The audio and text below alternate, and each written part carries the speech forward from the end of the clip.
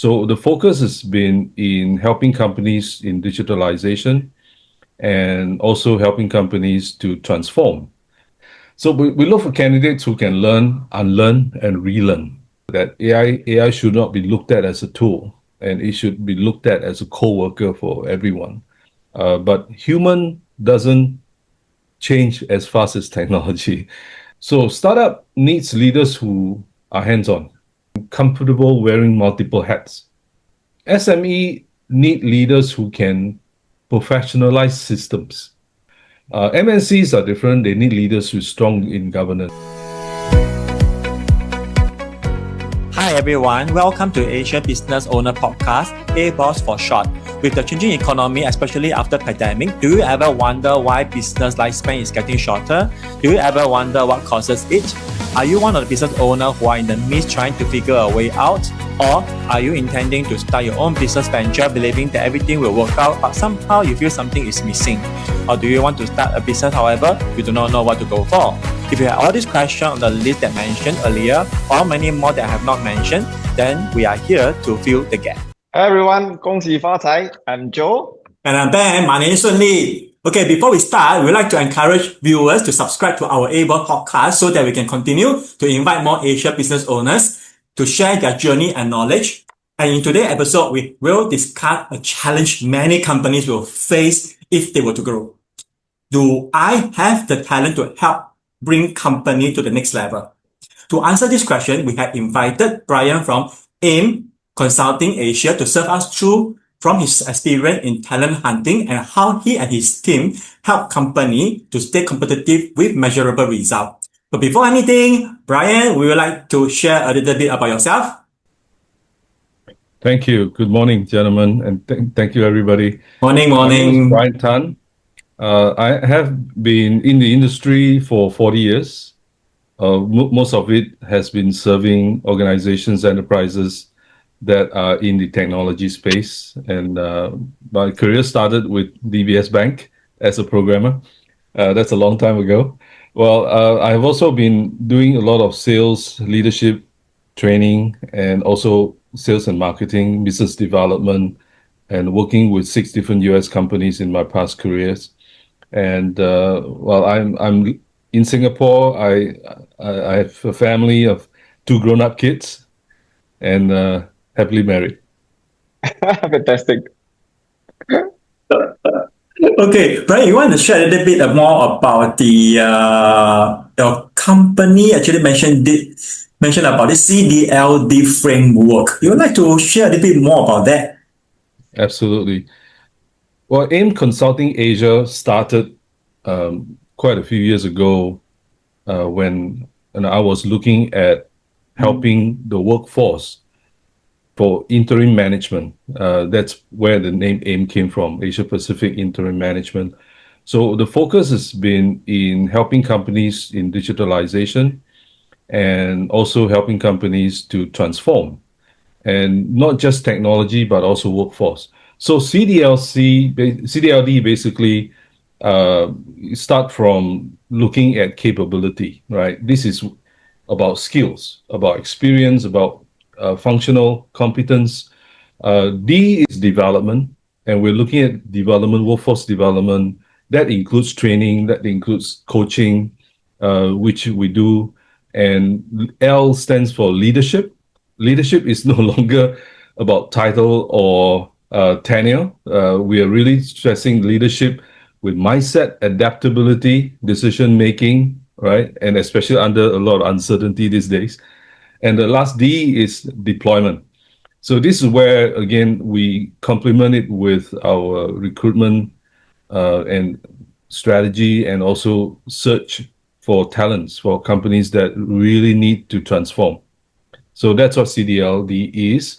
So the framework allows us to support client beyond just recruitment, helping them to design sustainable talent strategies because today we are all challenged by AI mindset. People talk about AI, build in an AI human-led mindset.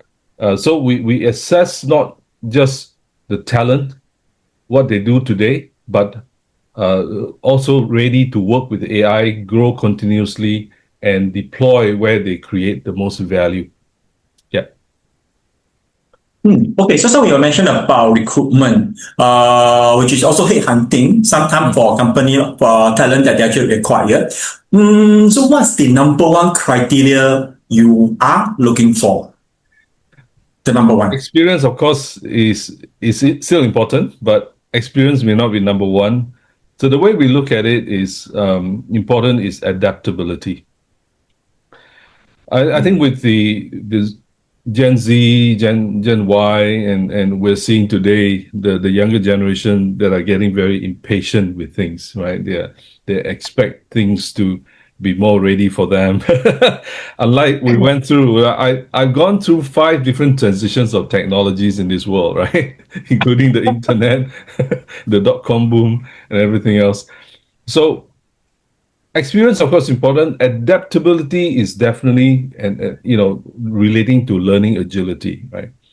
So it is, fast changing market skills expire quickly, and while Singapore government is focusing on SG skills training, it's something that anyone who embark on that journey also need to relook at the relevance, right?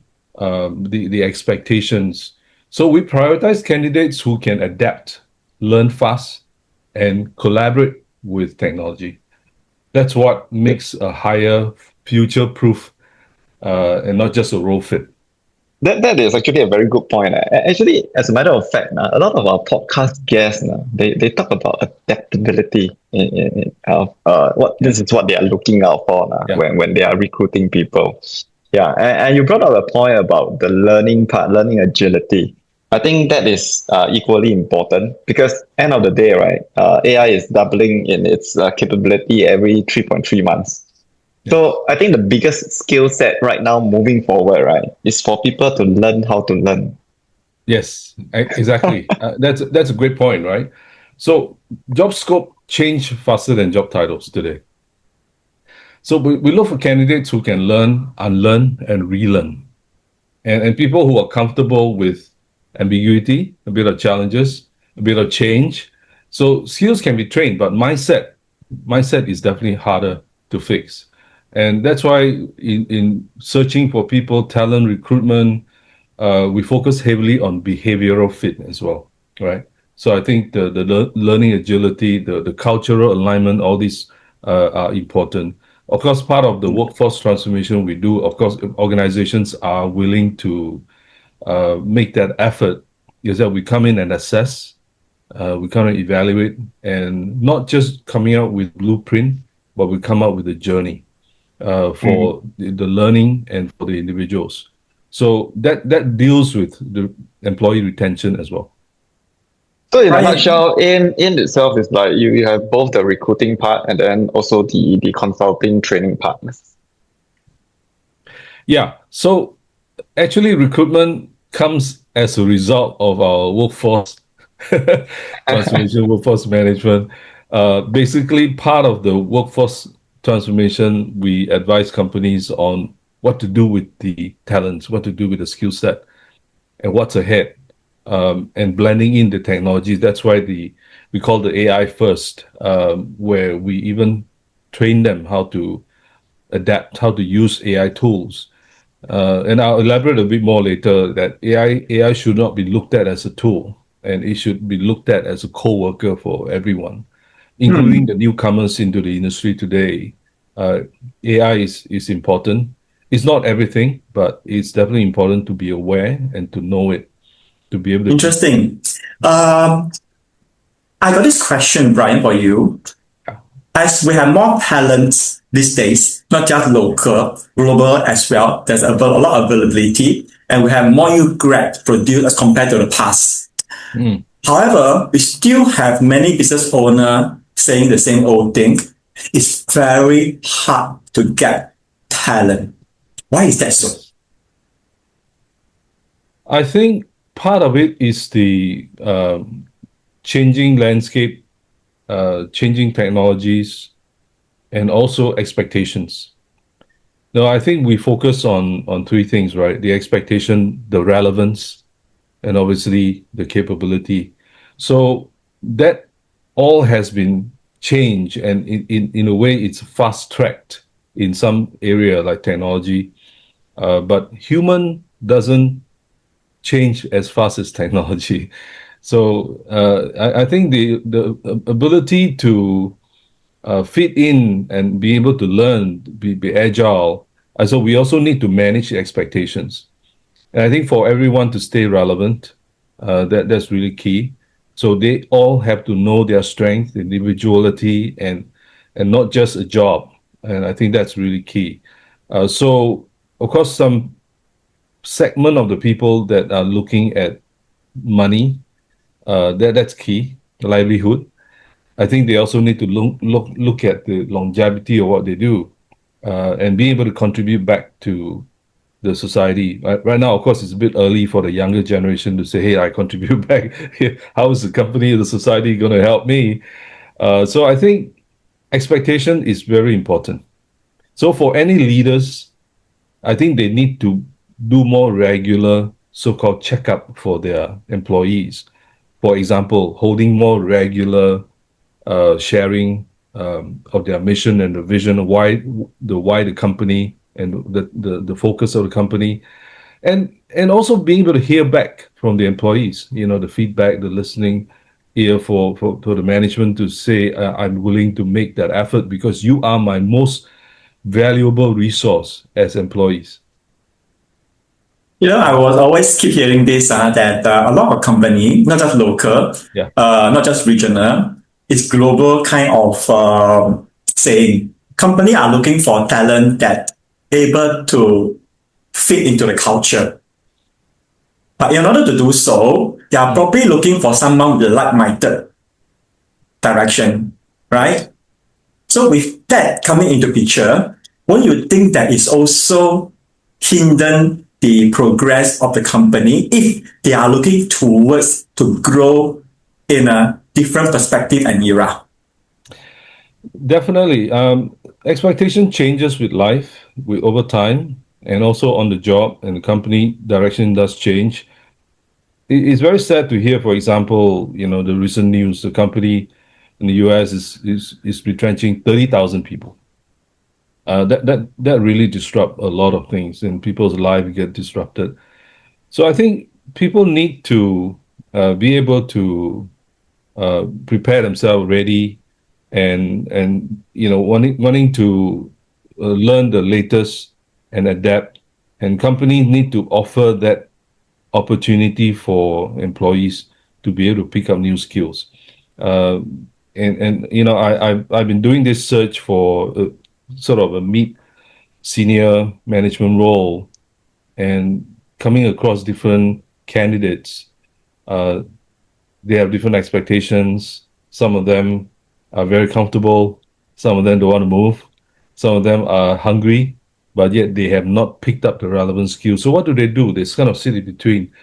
I think organizations should be able to assess their human capital, and be able to then offer the opportunity for cross training within the organizations to retain the employees, instead of saying that, look, you're only doing one job, and if you are leaving, then I'll replace you, by offering them sort of a journey within a company. I mean, some organizations we hear of that are global, they do allow employees to move from different departments and learn different skills.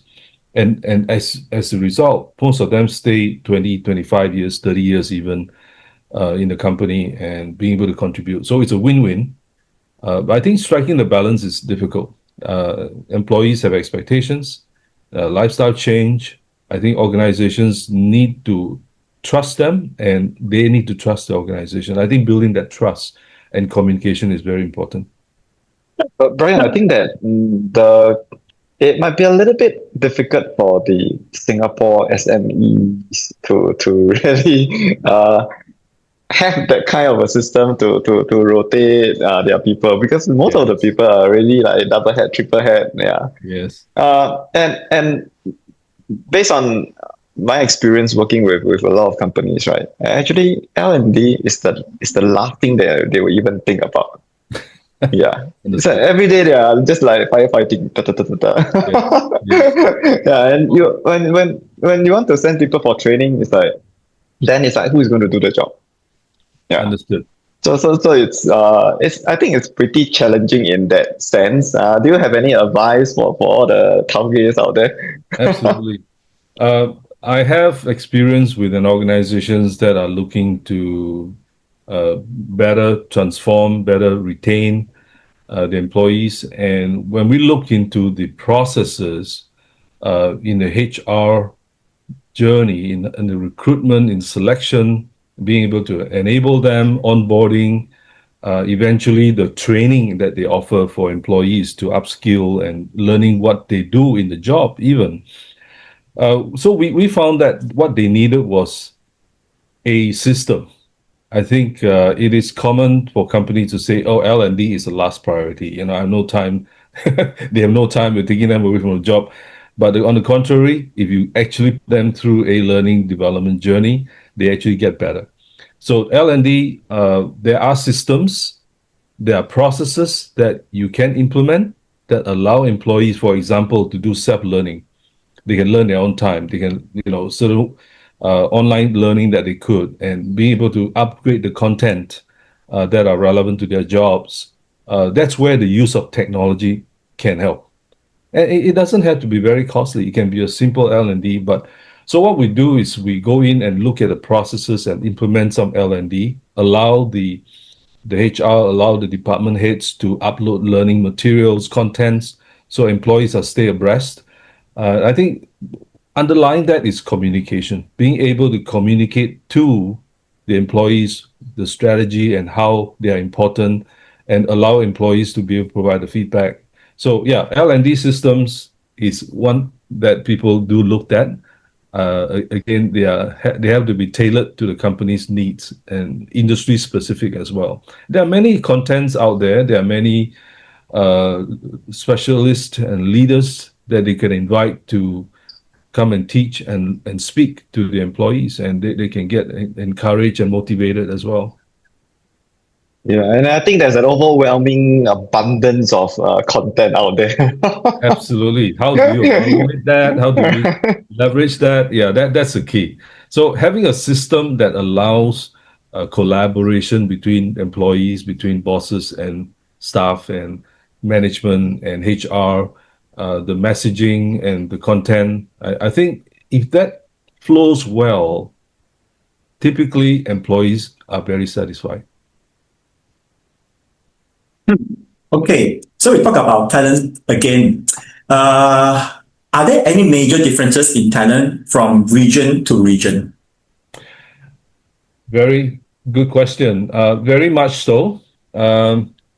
It's not about different or better or worse, but again, region to region, strengths are shaped by the context. So Southeast Asia, for example, the talents are generally more adaptable and relationship driven, right?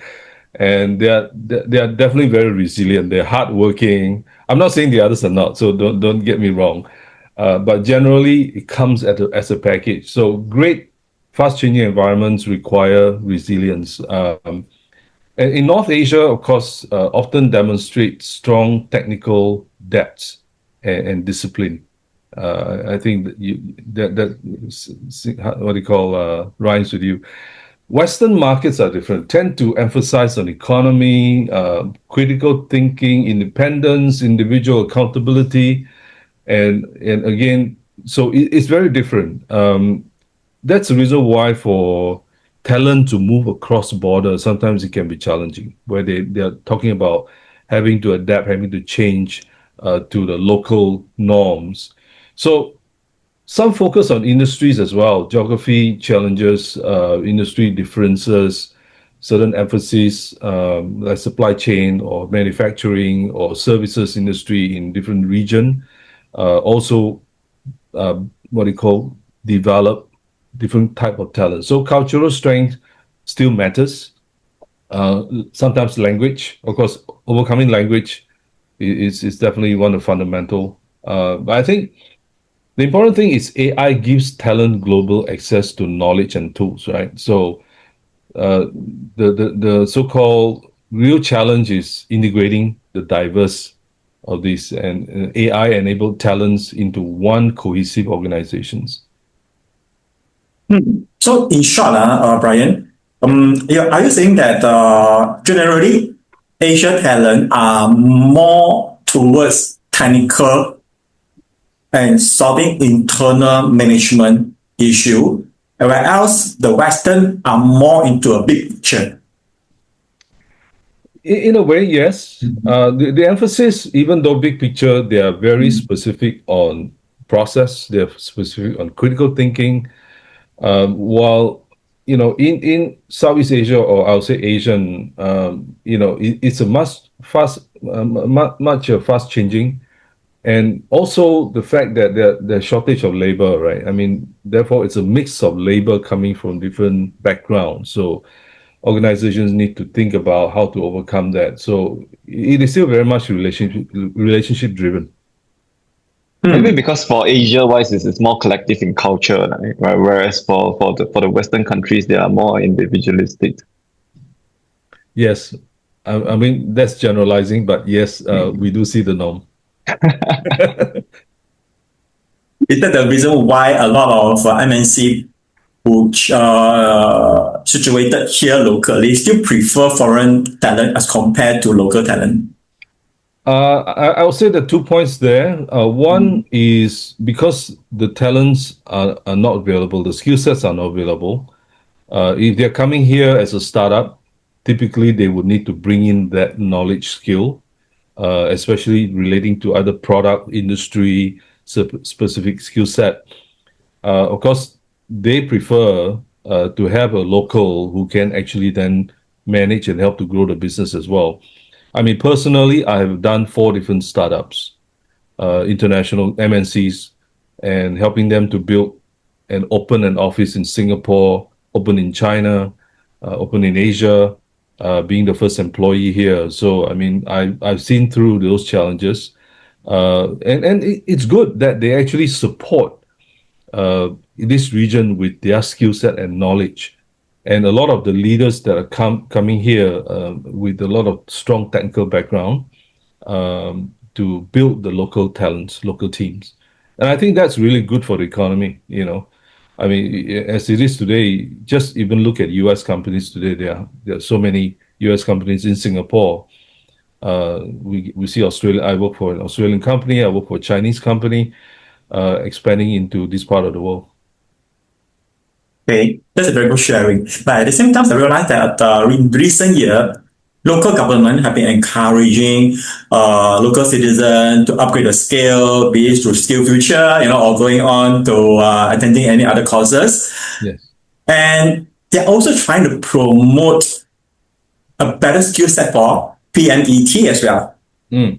So when you're talking about like the professional manager, engineer and technician, but Yes. in doing so, I think they should have specific skill set that PMET that should stage in common.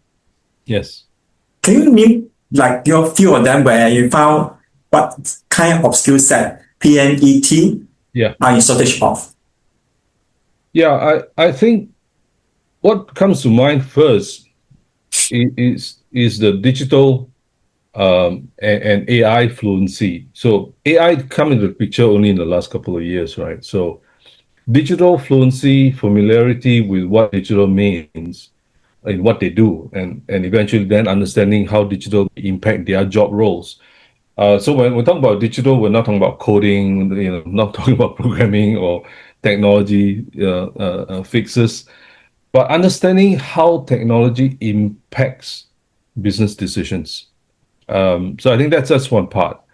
I know the government has been rolling out SG Skill, and the whole idea is to enable to teach so that they learn.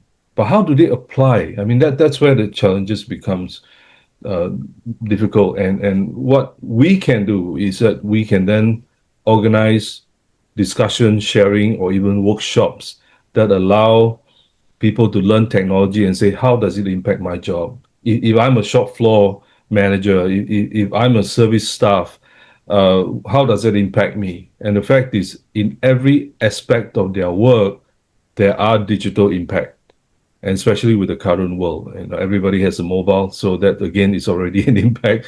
I mean, that's digital.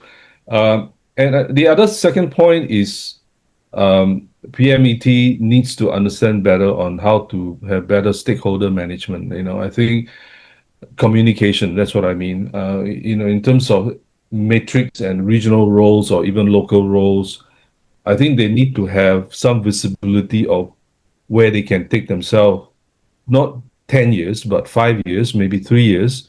Certain jobs are fast changing, and if they are ambitious in growing, then they need to draw a path for what they can take.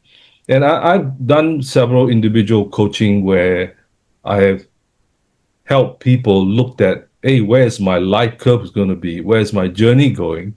I think it's very important that they after learning, they must be willing to say, I want to make the change. I want to make the effort. I want to invest in training. I want to read more. I want to learn how to communicate and speak better. All these are different skills that they can pick up, and they'll be relevant to them in communication. Of course, and one final thing is for the middle managers is leadership readiness. Many are strong individuals, contributors, right? But they struggle when they step into Totally agree. people leadership, right? So learning communication, leadership, working with people, learning culture, being empathetic, being able to listen. And so part of what I do too, I'm sorry, that's a lot of things I talk about. Part of what I do too is also I help people do profiling. And when you profile people, then they start to look at, hey, I know what I am, what type I am. How do I react in a certain situation, right? Just curious, is that what type of profiling tool you use? Yeah. Well, I use several. Of course, the Okay. MBTI. That's very common. There are other third-party tools out there, and some of them are in the mobile. I also collaborate with a US company that has been around for 30 years, doing profiling called PDP. That is more complete, especially for executive hiring. So we use PDP. PDP stands for? I can't remember what it's called, but it's people profiling.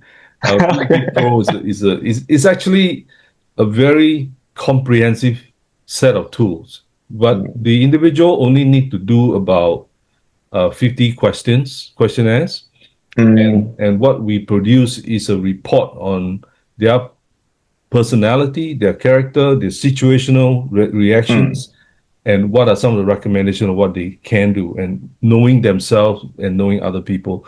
So, for example, CEO hiring. I have to say, unfortunately, after doing a profiling, the chairman decided that she will not hire the CEO. But I'm not saying that negatively, but I think important that organizations need to also understand. I have managers who've been with me for 5 years. I people who have worked with me for 10 years. Am I better to promote somebody, or do I need to upskill a manager, right? So a lot of it is situational as well. The organization may be growing, so you may be growing from 300 people to 500 people, and now your culture, your behavior, your style need to change. And for people who are growing in that, also need to understand the personality of their team. What do I do and how I react in a team situation? So the profiling does give them guidance on where the red lights, where the green lights. Okay. Interesting. Yeah. Bryan, may I ask, yeah? Yeah. To your best experience, is there any evergreen skill set? Communication with people. So I think communication comes with empathy, ability to listen, not only speaking. People speak more than they listen sometimes.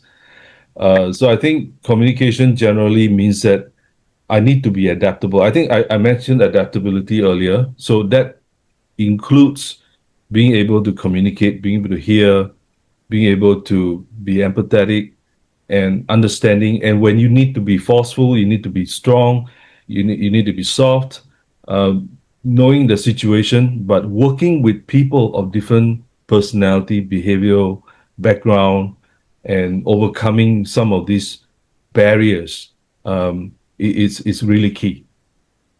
And that's why it helps if you can understand the profiling and then adapt the communication style Yes. to the different personality, right?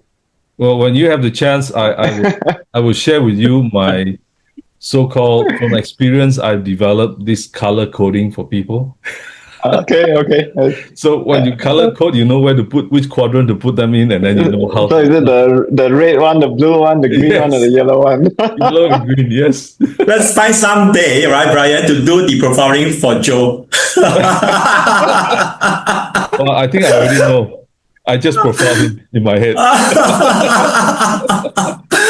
I'm a DISC practitioner actually. Yeah, so Oh, yeah, okay. I lean in heavily on that. Yeah.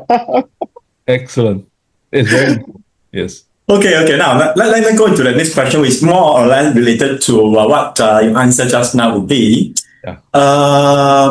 Okay, what are the reasons for company who's having preference of internal promotion compared to external recruitment? Are there any advantages and disadvantages on these practices?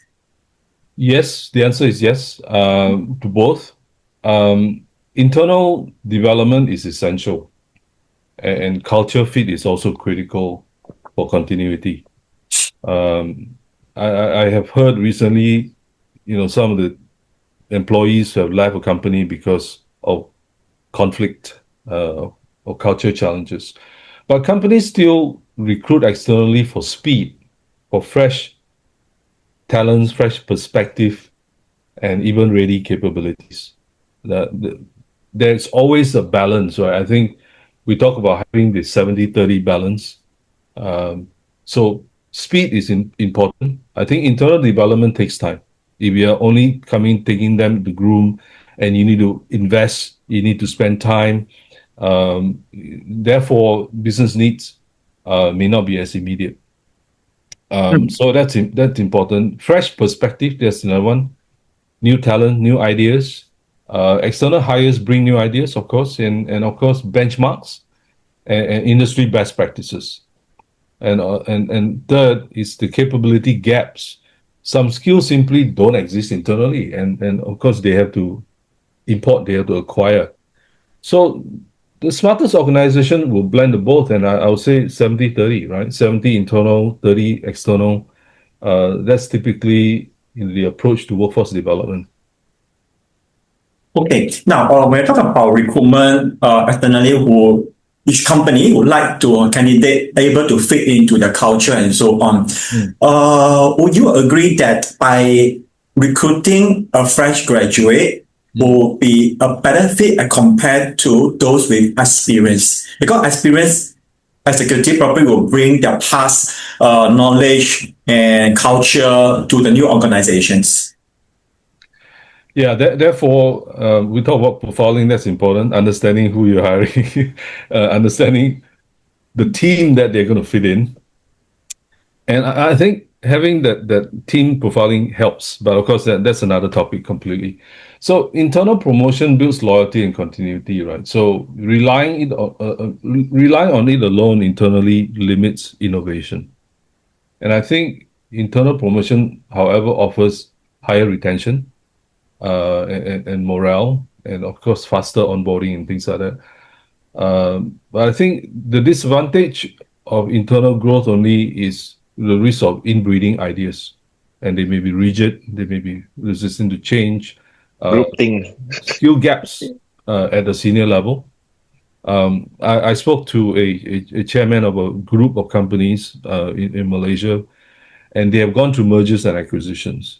And what they found was the talent and the management mindset that come with these companies are different.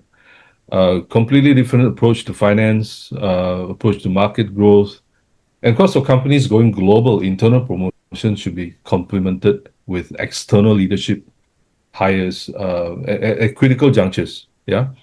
So we generally encourage the companies to look at balance, develop internal and external to bring new AI and mindset and also market capabilities.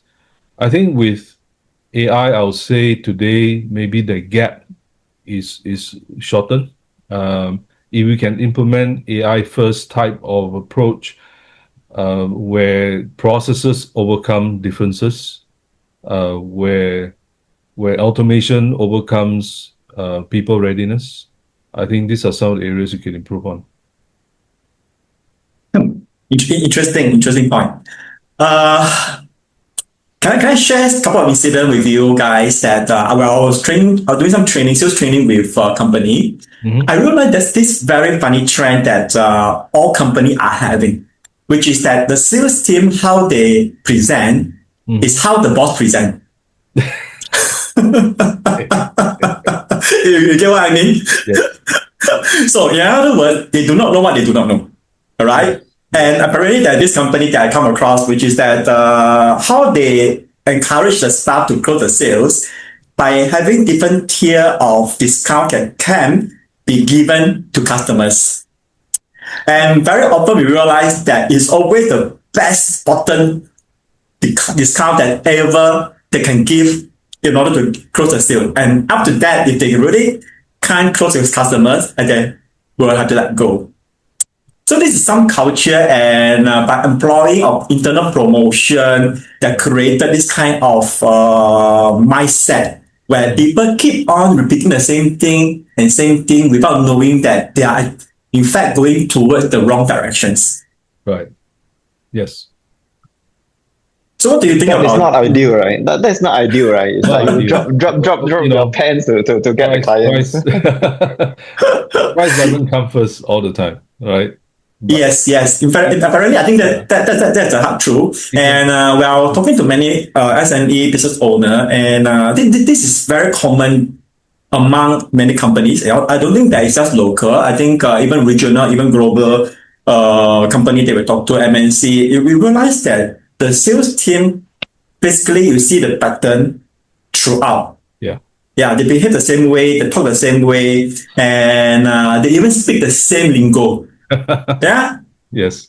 It is common. I think strong leaders can inculcate a certain behavior style, and weak people or weak teammates sometimes just adapt because they don't have their own perspective. I think what we do in this situation like this is actually we do sales training as well, teaching them how to do value selling. Value selling as in what does it give the client, and price doesn't always come first. Of course, there are three things that are very, very important, right, in the sales. I mean, again, I talk about sales. I've been in sales for 35 years. Being able to position value, that's key. Understanding the client's need and being able then to balance that with how you execute. Price may come as an issue, but then you look at different ways of overcoming that by, for example, periodic charges, different schemes, give and take. How do we handle that with the clients? So that's all part of mindset. I think people like you and me can definitely do that, help these organizations learn better. And I think especially with the newer salespeople coming on board, they've never been through the hard time. They haven't been through the war. So I think they need to learn war stories. And this is where I think you and I don't know, you're still young, Ben, but for me, thank you very much. That's a compliment, okay? For your information, all right? If you need any good practice surgery, then let me know. I think I can recommend. There you go. Yeah, absolutely. Yes. I'm kidding. Okay, now we're talking about leadership just now, yeah? Now, based on your experience, do you see the need for different leadership skills for startup, SME, and MNC? And if there are, what are they? I think there has to be. Startup needs speed and experimentation, right? So SME needs scaling and structure. I think again, that comes with the leadership style, and MNC needs governance and cross-cultural leadership. So very different. So startup needs leaders who are hands-on and a bit risk tolerance, and maybe and comfortable wearing multiple hats. I think that's always the case. And I've been through startups. I tell you, I can see the difference. And I worked through a MNC or billion-dollar company as well in the US. SME need leaders who can professionalize systems, right? And they can scale the teams and balance the growth with stability, with talent management. MNCs are different. They need leaders who are strong in governance. Again, experience do count. That's why we see, like you said, we have a lot of foreigners coming in to take on management role. Cross-cultural management, again, that's where they need the local managers, and also strategic alignment. And being able to always, typically for MNC, for the leaders to plug into the mothership, to understand the heartbeat of the company, to understand the strategy, direction of the company, and communicate it down to the team, and how they can then behave congruently. Yeah. And that's an interesting point that you actually brought up for new startup where they need to have less tolerance on risk, right? And yet we realize that in recent years we have a lot of SME, in matter of fact, closed down within a few years.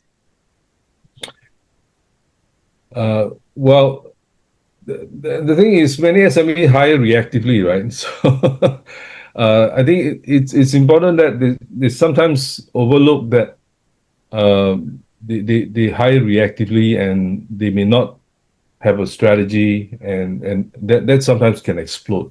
Do you think that by hiring a fractional services like what you and us are providing will help the startup to even reduce the risk factor? Yes. Again, the comfort of the leaders to be able to enroll people like us to come in and help. I always call this interim managers. Interim can mean 4 months to 6 years, right? I mean, but what happened is they don't have a permanent headcount allocator.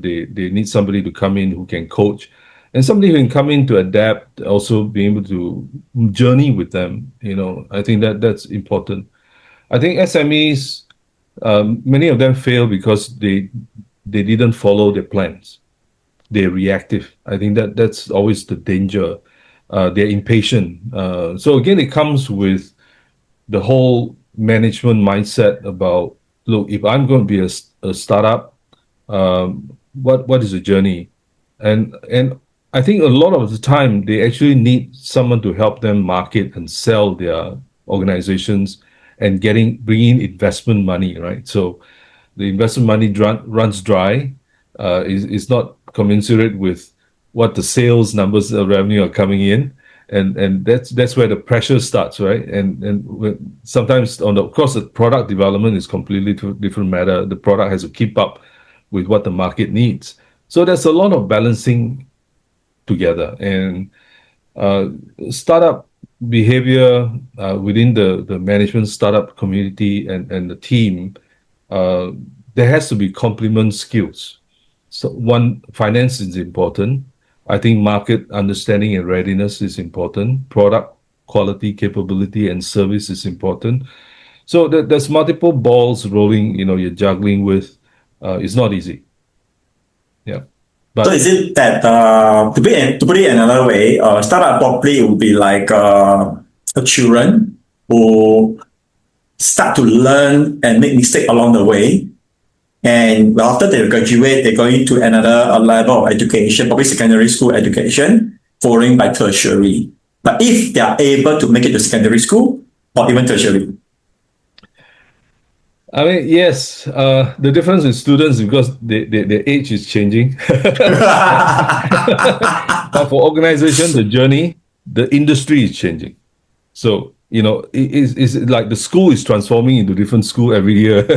How do they cope?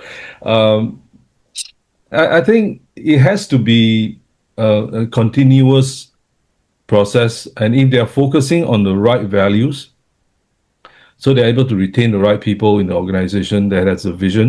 People must share the vision, share the passion. That's very important. Because people are coming to say, "Oh, it's a startup. I got investment money, and therefore I'm better paid, and in 2 years I'm going to run." I mean, some of the people come in with a different mindset, but I'm coming to stay. That's the reason why they need to also match that with the incentive plan, which means that they allow the employees to feel like they are part of the organization or they own. That's why people issue stock option shares to retain talents and retain employees. Yeah, I think the important thing is the employees need to know what journey they are into. And So I've back seen, to the yeah. So sorry, back I've to seen the people who startups, have right? gone through Yeah. that and being successful. Sorry, Joe. Yeah. Yeah. So I think generally there are two different types of startups, right? The first type are those founders that bootstrap, use their own money kind of to fund the entire venture. Yes. The other type is they raise funds, right? They raise funds and they spend other people's money. So are there generally different in your based on your experience? So the startups that you have previously in, are they more of the fundraising type, or are they type of the bootstrap? And what is the difference in terms of Uh, behaviors? it was different because those were in a way organizations that have evolved a few years before I joined them, and they needed to expand internationally. They wanted to go IPO, so the emphasis was a bit different. They need to put the red dots, a pin in everywhere in the world, and I helped them put a pin in Singapore, put it in China, put it in Malaysia, Hong Kong. So I mean, those startups are different. But there are, of course, like I said, those to bootstrap their own funds. I think it is difficult, especially when their own finance funding it, and therefore they try to be prudent, they try to be more controlled, and I think that's where sometimes the friction can happen. But I think if they can look at people who share the vision, who share the passion, and use the team, the core team, to start to build. And then it becomes, I don't say the word, but it becomes like a religion, right? After that, people believe, people see the fruit, and they start to see the reality, and then they get encouraged. And of course, if companies that are bringing values to the market, they have people, investors that will come in to want to inject funds. Of course, that's along the journey, but the owners who started this also got to be willing to dilute their shares. So where are they thinking? Are they thinking of total control? I've also seen people who said, "I want control. I will have 60% or nothing." So I think that's difficult when you have a few shareholders coming in, and but there are many companies that are willing to explore, and I've been in contact with a company from Oman in Dubai, and they help organizations look for investors, and a lot of them now today look at AI enabled investments. So yeah, there are different sort of journey that we go through. Yeah. I think what you mentioned of is that a common challenges that many SME are facing in diluting control and the share of the company. Talking about SME again, can you pick one crucial service that you provided which SME must need, which probably many didn't realize? Okay. Many SMEs, I think, like I said, unable to assess whether they got the right talent. I think people make the difference. Without the people, it won't happen, right? So I think that's something that we can help. We help them understand what success look like. We go in and obviously helping them to what do you call, define the skills, and eventually how they're going to develop, how they're going to train, and how they're going to support their organizations. And I think that's something we can do, helping them to be digital ready. That's what we do as well. So we can come in. We're not teaching technology. We're teaching them awareness. We're teaching them skills, ability to even use some of the technology. They are the digital, for example, process automation. How how they can actually replace their own mundane day-to-day tasks, jobs, and even use AI tools without redesigning the roles. I think that's another way we can come in to help them. But I will say first start understand the business, and we come in to assess their readiness, digital readiness as well. And if they need the system, or if they need a finance system or ERP, or maybe a client service management platform, we come in and say, what is the impact? So I've done this for the pretty large organization in Malaysia, looking at their different silos of the business, how each of these business on their own are already costing communication costs to manage a process, and we then merge some of the process together, improve their communication, improve the automation, the workflow, and then potentially train their employees how to use the tools. So that's what I think some SME needs. Of course, they're saying they always ask how much. So I think it doesn't have to be very costly, because we can take it in steps. I think what we need to come in and do an assessment first. That's the reason why the consulting part of it works. But people always say consultants, you use my watch and tell my time. It's not true. Consultants do come in and help you even how to read the time. Not just that, but how to even assess, understanding, there are many ways to look at time, and being able then to use the time properly and effectively. Yeah. So Bryan, So I go ahead. sorry, Go ahead. yeah. So while researching for you for this podcast, I came across this term called digital lean consultant in your website. Can you define what it is and what it means and what value it brings to businesses? Thank you. So digital lean is basically reducing waste. It applies to organizations that are looking to cut down wastages. And digital means digitalizing what they do. And so we partner with an Italian company that are in the lean management. So one project we're doing in Singapore now is we're helping the organizations to understand what are some of the impacts by reducing wastages, improving efficiency. So the Mura Muri, and helping them to look at how they can save costs. Eventually, it hits the bottom line. For example, I've done a few procurement projects as well, for example. So, like in procurement, you don't have to have a lot of people typing in invoices, order forms. All that can be automated. So that's part of the digital lean. And teaching them to how to deploy their time doing something more strategic rather than just day-to-day form filling and things like that. So, and also using digital to manage their long tail suppliers of a few thousand suppliers. If they are able to harmonize some of the suppliers into one purchase, for example, they save costs, that hit the bottom line straight away. It becomes a profit.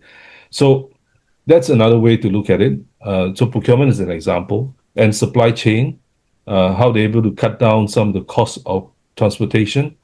In the banking area, we're looking at process automation, how they're able to reduce paper wastages, time wastages of people going through things and trying to manually do them. So that's what digital lean's about. It sounds like a CRM system that many companies are providing. CRM is just one of the process automation. CRM relates to capturing enough information, database, customers, how to automate some of the customer orders, integrating it to process, integrating to manufacturing, production. So the CRM helps that. It gives you that visibility, it gives you that flow, gives you the automation, cuts down time, cuts down wastages, cuts down data loss, even risk sometimes being introduced. We have heard so many situations like procurement failure, oversight, in a lot of corruption cases. That's all part of it. I think being able to have the reduction of costs and having the visibility of your expenditures and costs, where that goes. Okay, back to the question of the service that you provided again. Looking at the uncertainty that we are facing right now, why do you still think that a lot of companies still resist the idea of fractional management services aside from the cost?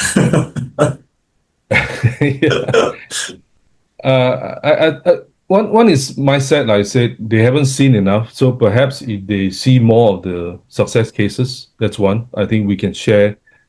Excuse me. If they're open to learn more, I think having that dialogue, having the communication, having a consultant they can trust, I think that's all part of it.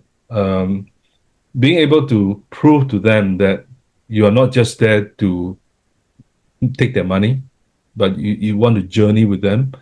Of course, for someone like me who has been, now over 60, it's my birthday today, by the way. Oh, happy birthday! Happy birthday to you! Thank you. We'll sing birthday song after the show. No. Well, I think better workforce planning. I think understanding their resource. So maybe we take it in bites rather than do it as a chunk.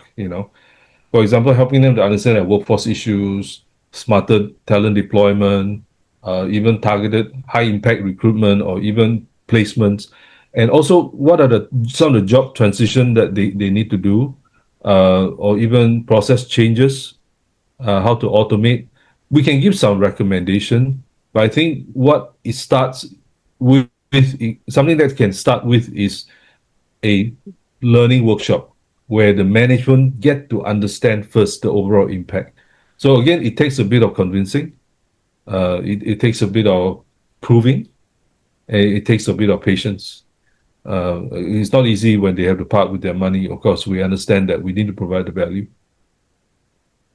So whatever the service that we are providing, there must be a measurable result that can come along. Yes, I think that's important. That's part of the whole package that eventually it has to meet a certain KPI. So some KPI are not measurable immediately, but I think again that comes with trust. That comes with hacking away on the issues and making sure that they see what we call small successes and proofs. And without that, they have to rely on other people's successes, cases, and as a proof. But like I said, if organizations are willing to improve, willing to change, they do need to make that investment. It's like recruiting external talent. So we are a talent that's really available, and we can address the hierarchy. So, I mean, one advice is to look at the different type of workforce, right? You have the white collar, you have the blue collar, you have the orange collar, you have the gray collar. What are those roles, that you can replace? Some blue collar cannot be replaced. So you have the gray collar, and then now you have the orange collar, the people are doing social media and all that. So I think helping them to understand where these tiers come from and what they can change. White collar, yeah, I think some of them can automate. People say AI replaces their job. I wouldn't say that. I would say AI will enable better jobs. AI will help them to be AI as a co-worker will help them in their job to be better, instead of talking about replacing. Yeah. Now we're talking about these few years where a lot of job opportunity is pretty lean these days. And many graduate or even mid-career changer, they might want to consider jumping into business arena. Yeah. Do you have any advice for them if they intend to start their own business? Okay, start their own business. So for startups, don't scale too fast. If you are the founder, I think you don't hire just for brand names, right? So hire people who believe in the journey and can grow with the business. I think for mid-career professionals, my advice is know your experience is valuable. Some of them ask for more than they deserve, but your learning mindset matters more. I think if you're hungry to learn to more, be open to new industries, ideas, initiative, learn new skills for your new roles, and even there could potentially be a lateral move, right? So most importantly, surround yourself with the right advisors and with talent partners. And in today's economy, who you hire is how you build your team and make or break your business. So I think for people who are in transition, or even I mean, for example, just yesterday I came across, I connected with 10 or 11 professionals in a certain industry, very narrow band of industry. Talent are very hard to come by, and some people don't want to move. They don't want to relocate.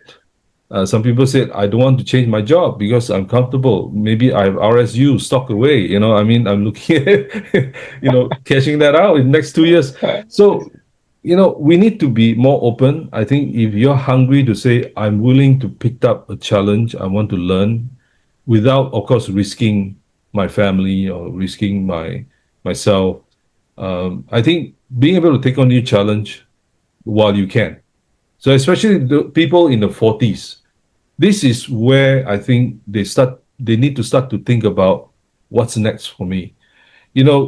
We are seeing the trend that people in the 50s that have been retrenched. In the next 2 to 3 years, we're going to see a lot of people in the 40s that are going to be retrenched. And they need to brace themselves and say, what am I going to do next? What am I preparing? Am I going to start picking up new skills? Am I going to be more embedded in the company with what they're doing and make a difference? So I think it start to evaluate. Don't ask ChatGPT or AI what your future is going to be like. I think you need to make that decision because I said your value system, right? What really matters to you, that comes from your heart. And I always say, follow your passion. Follow your passion. If you think your passion is going to be build your own business and start up with an innovative idea, go for it, right? If you think you're going to be a corporate staff employees where you like governance, you like process, go for it. Doesn't matter. But you also need to know that in whatever that you do now, there is certain scalability and longevity. Right? This is where my life plan comes in, where I help you draw your life chart. I like your sharing. I like your ideas. Yeah, and apparently I realized there is a couple of skill set that lack of by many business owner when they first start up. Yeah. You like to name few of them that must be equipped before they jump into business arena? Yeah, I think finance is important. And the other one is industry specific skill sets. Of course, being able to have the knowledge about where that industry is going. Of course, some industry goes away over time. We've seen those. And looking at your personal impact. But I would always say you are one person and you are unique. And you need to value yourself and then value others. When you do that, I think most of the time you get it right. Okay, one last question from my side, which is that do you think that candidate who got interviewed, they will evaluate the business owner before they decided to join the company? I honestly believe they should at least know which cage they're walking into. I think they need to do some homework. They need to look at the company, a high level, the culture. Of course, what they bring to the company as well, what the company can offer them. I think being able to evaluate that, it's important. Of course, their direct report. It's always important to know, wait, who am I reporting to? And today, information are so pervasive that you could access, you can find out people's background, you do a search on the name, you can find where they've been, what they do. I think it's good to be aware, but not necessarily saying that you're going to form a judgment before you even go for the interview, but be aware. And I think that's again where people understanding the profiling comes in. You know yourself, if you know your bosses or your management, I think that also helps how you can match. And I think people profiling also means that how you're able to blend in, how you're able to adapt. You don't just jump into a conversation. You listen first.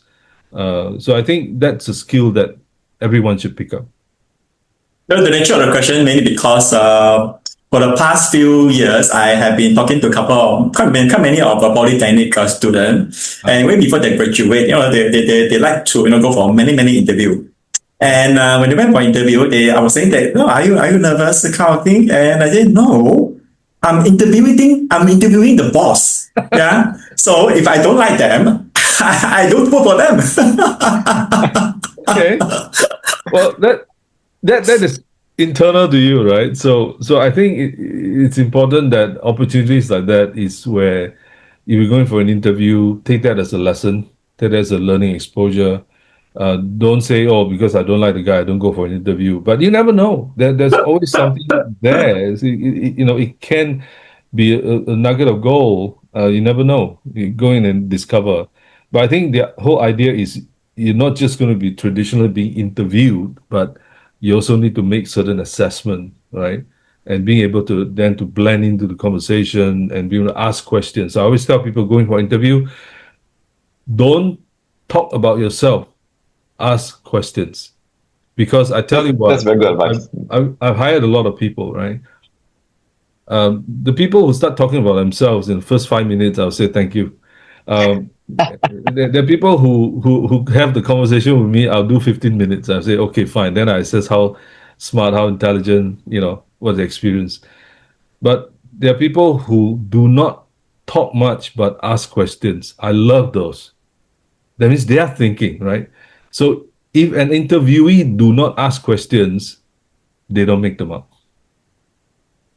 Interviews are two-way process now, essentially. Yeah. So I like your point about those people who ask questions. They are the thinking ones now. Yes. Yeah, and they are also assessing your answers. Well, I know one guy who actually goes into a company, understand the company website, understand their business, and actually develop a business plan.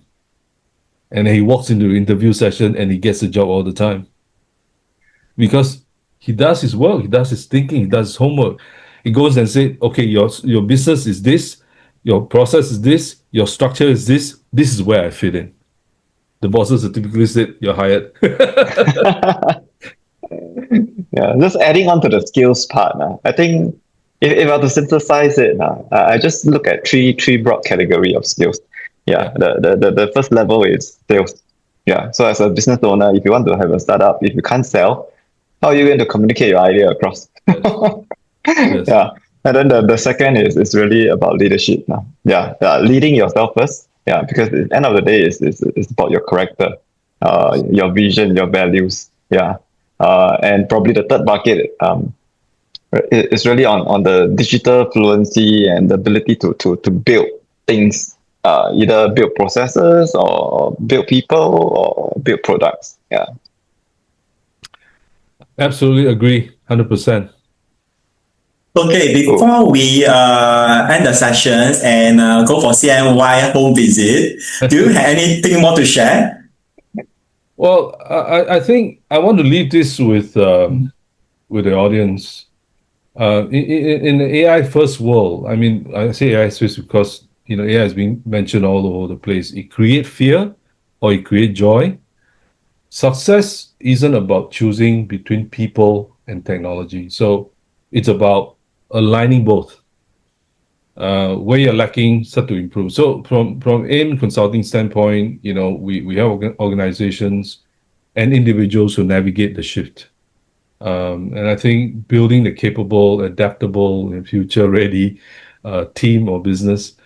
And I want to mention this: failures is not bad. And I just read, the founder of Uniqlo, Tadashi Yanai. I don't know whether you read. He said nobody can predict the future, so why don't you venture and create one?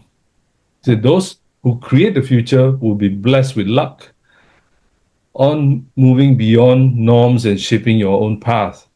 And he's saying 1 win and 9 losses. The key is to try. He said when you so it doesn't matter if you're wrong, if you make 9 mistakes and you have 9 experiences, and you get better, right? So it's picking the green ball, red ball thing, right? So you start picking out the red balls, you know the green ball's coming. So anyway, just encourage everybody, press on, and happy Great, New Year.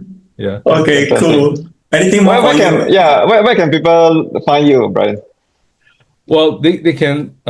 I don't know. You can leave my contact here, but go to aimconsultingasia.com.